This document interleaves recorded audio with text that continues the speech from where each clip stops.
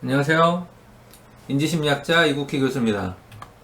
오늘은 부정적 경험은 무조건 피해야 될까? 이런 얘기를 한번 해보겠습니다. 우리 인간은 늘 기분 좋은 일만 경험하면서 살 수가 없죠. 내 뜻대로 되는 일도 있지만은 그렇지 않은 일도 있습니다. 때로는 내 뜻대로 되지 않을 때가 더 많은 것 같이 느껴지기도 해요. 또 우연히 돈을 줍기도 하지만 우연히 돈을 잃어버리기도 하고 누군가 좋은 관계를 유지하기도 하지만은 때로는 누군가 싸우거나 갈등을 경험하기도 합니다. 길을 잘 걸어갈 때도 있죠. 근데 튀어나와 있는 보도블록에 살짝 이렇게 걸려가지고 신발이 넘어지기도 하는 것이 우리 인생이에요. 길을 잘 걸어갈 때는 기분이 좋고 튀어나온 보도블록에 걸려 넘어질 때는 기분이 나쁘죠. 그런데요, 넘어지지 않고 길을 잘 걸어가는 것은 진짜 좋은 일일까요? 또 반대로 튀어나온 보도블럭에 걸려 넘어지는 것은 정말 나쁜 일이었을까? 쉽게 말해서 나를 기분 좋게 만들어주는 일은 정말 다 좋은 일이고 내 인생 전체로 봤을 때 진정 나를 행복하게 하는 일일까요?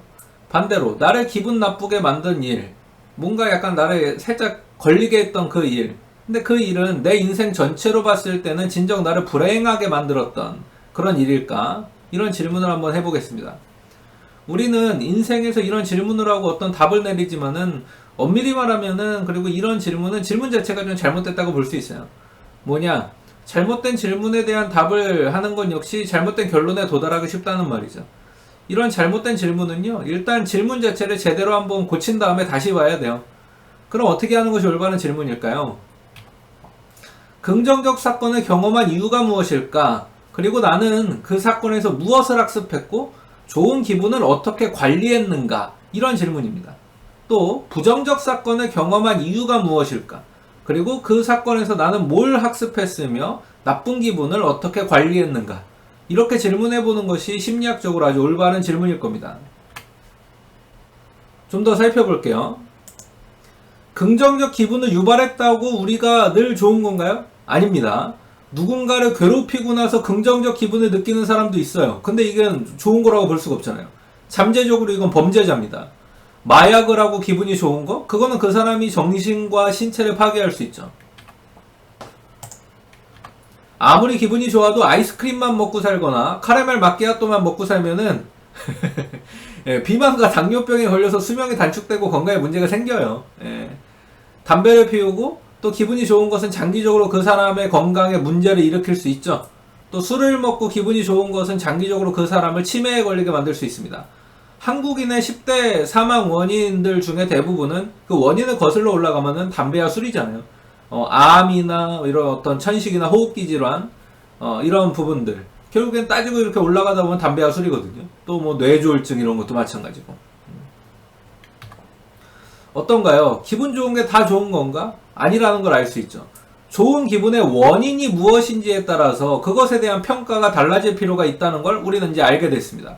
사실 운동을 하고 좋은 기분을 느끼는 게 진짜 좋은 거죠. 어떤 생산성 있는 일을 하고 보람을 느끼고 가치를 느끼면서 좋은 기분을 느껴야 진짜 좋은 겁니다. 공동체에 기여하는 일을 하고 좋은 기분을 느껴야 좋은 거고요. 부모님께 엄마 아빠 사랑해요 라고 말하고 좋은 기분을 느껴야 좋은 거고요. 건강에 도움이 되는 음식을 먹고 좋은 기분을 느껴야 되고, 책을 보고 새로운 거를 깨달으면서 좋은 기분을 느껴야 좋은 거고, 산책을 하거나 음악을 들으면서 좋은 기분을 느껴야 진정 좋은 것이죠. 이런 일도 흔해요. 어떤 사람들이 이제 콘서트장에서 막 광란의 밤을 보냅니다. 너무 좋았어요. 화려한 막 불빛 너무 좋습니다. 사람들하고 같이 막 어울려서 막 같이 뛰고 막 지치듯이 소리 지르고 목이 다 쉬는 거, 그런 것까지 너무 좋아요. 그런데 다음 날이 되면 어떻게 될까요? 너무 허무해요. 이거 진정으로 계속 좋았다고 볼 수 있을까? 또 여행을 가서 신나게 구경하고 놀았어요. 근데 돌아오니까 너무 허무해졌어요. 어떻게 하면 그러면 좋을까요? 관리하는 게 중요하다는 얘기죠. 콘서트장에서 광란의 밤을 보냈어요. 그럼 다음날 콘서트에 대한 어떤 일기를 쓰면서 약간 음미해보는 거, 콘서트에 있었던 진행 순서에 따라서 다시 한번 생각해보는 거, 상상해보는 거, 또 콘서트장에서 혹시 사진 찍은 것들이 있다면 찍은 사진 등을 정리하면서 추억을 더 풍성하게 만들어보는 거, 콘서트의 의미와 가치를 한번 생각해보는 거, 때로는 막 환경 콘서트 이런 것들도 있잖아요. 이렇게 하면은 계속 진짜 기분이 좋겠죠. 진짜 의미와 가치를 창출할 수도 있고 장기적으로도 더 좋은 거예요. 또 여행을 가서 신나게 구경하고 놀았어요. 돌아와서 가만히 있으면 허무해집니다. 그런데 이렇게 이제 해보는 거예요. 날짜별로 일기를 쓰면서 기억을 더듬어 봅니다. 사진을 정리하면서 여행을 음미해 봅니다. 멋진 추억을 만들어준 사람들에게 감사의 마음도 한번 품어보고, 혹시 여행지에서 알게 된 낯선 사람, 그 순간에 친해진 사람이 있다면 편지도 보내보는 거예요. 여행의 의미와 가치도 생각해 볼 수 있죠. 기분이 계속 좋아질 수 있어요. 그럼 부정적인 기분을 유발하는 것 자체는 어떨까요? 그건 진짜 나쁜 걸까? 아닙니다. 특별한 과제를 하다가 어떤 과업을 하다가 피곤해졌다? 사실 순간적으로는 좀 안 좋은 걸 수 있죠. 근데 이렇게 해서 인센티브를 얻게 됩니다. 매일 동일한 패턴으로 공부를 하고 일하는 것이 사실은 좀 지루하죠. 하지만 이런 과정들이 내 삶에 진정 도움이 되는 거예요. 매일 건강식을 먹으려니까 좀 힘들어. 하지만 이게 내 건강을 지켜주는 거죠. 업무상 갈등이 있는 사람과 대화하는 것이 껄끄럽죠. 그러나 이 사람과 대화를 잘해야 일이 원활하게 진행된다면 해야죠. 양질의 자료를 얻기 위해서 신경을 썼습니다. 프로젝트를 마침내 따냈어요. 근데 신경 쓰는 과정에서는 되게 힘들 수 있죠. 돌부리에 넘어져서 다쳤어요. 근데 앞으로는 조심해서 잘 내가 watch out, 살펴야 되겠다는 생각을 했습니다. 그런 거 학습했어요. 그럼 장기적으로 좋은 거예요. 시험에서 기대한 만큼 성적이 나오지 않았습니까? 앞으로 더 열심히 공부해야 되겠다라는 거를 잘 배워서 실제로 그렇게 한다면 좋은 거죠. 옷을 따뜻하게 입고 다니지 않아서 감기에 걸렸습니까? 앞으로는 옷을 따뜻하게 입어서 내가 감기에 걸리지 않도록 해야 되겠다. 이런 거 학습했다면 좋은 겁니다. 누군가에게 피해를 주었나요? 그걸로 끝하면 안 되고 죄책감을 경험하고 다른 사람을 존중해야 된다는 걸 배우고 사과를 제대로 하는 법을 배웠다면 좋은 겁니다. 어떤가요? 아직도 좋은 일은 그냥 무작정 좋은 거고 기분 나쁜 일은 무조건 나쁜 거라고 생각하나요? 그게 아니죠. 기분 좋은 일이 진짜 좋은 일이 되려면 그 다음에 관리와 평가가 중요한 거고요. 의미 있고 가치 있고 장기적으로 도움이 되는 차원에서 기분이 좋아야 진짜 좋은 겁니다. 그렇지 않다면 오히려 나쁠 수도 있고 심하게는 범죄가 될 수도 있는 거예요.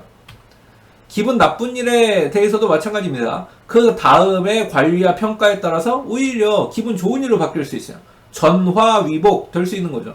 의미 있고 가치 있고 장기적으로 도움이 되는 일에서 기분이 나빴다면 사실 좋은 거예요. 그리고 기분 나쁜 일에서 뭔가 학습했다면, 배웠다면, 그래서 앞으로는 더 좋은 방향으로 나아갈 수 있게 됐다면 그건 좋은 겁니다. 긍정적인 경험만 추구하고 부정적인 경험을 피하기만 하는 것은 오히려 우리를 불행하게 만들 수 있어요. 의미 안에서 재미를 추구하고 의미로 재미를 재평가하고 관리할 때 진정 행복해질 수 있을 겁니다.